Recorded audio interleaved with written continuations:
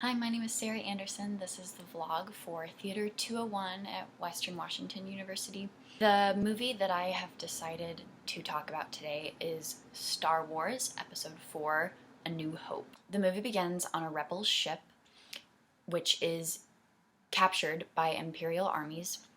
On this ship, we meet Leia, C-3PO, and R2-D2.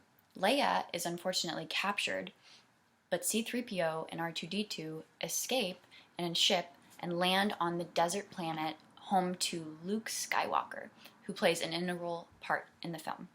He is a protagonist, and after several events develop, Luke Skywalker meets Obi-Wan Kenobi, and we begin an amazing adventure with this group of people.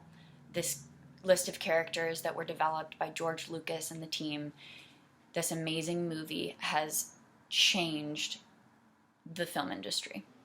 The first thing I want to talk about is the set. In the documentary, The Making of Star Wars, that we watched in class, we got to see a little bit of background about how the sets are produced and how amazing they were for the time that this movie was created. One specific element that was discussed in the documentary were the different characters that were created by George Lucas and the team of Star Wars. From the Banthas, to the Jawas, to the Sand People, to the bounty hunter Greedo, all of these characters aren't necessarily integral to the plot, but create an environment in Star Wars that is vital to the morals and the feeling and the nostalgia that it creates. One character in particular that I kind of touched on a little bit earlier is Chewbacca. Chewbacca is a Wookiee. As discussed in the documentary, he was inspired by a dog, which contributes to the loyalness of his character.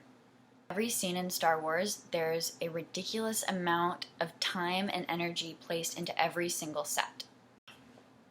One element that I found particularly interesting about the way the film is shot is with the angles that introduce elements like the ships, the Death Star, and the planets. Whenever we were introduced to a new ship or to the Death Star or to a new planet, there would be an interesting angle utilized called a Dutch angle.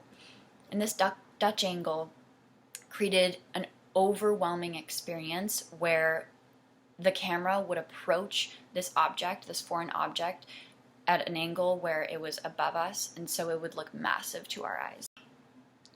The most interesting thing about that element of the Dutch angle was that they were using tiny replicas, but somehow with the technology of their time were able to create something that seemed massive and bigger than this world.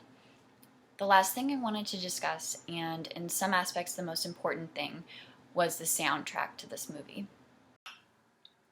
Every element of the score is associable with a certain emotion. For example, in one scene, when Luke Skywalker is standing on his planet, looking off into the distance, we hear a familiar and very resonant sound, and that song turns into an iconic sound for the Star Wars. Other sounds that are vital to the movie are diegetic sounds that are inserted into the movie after creation.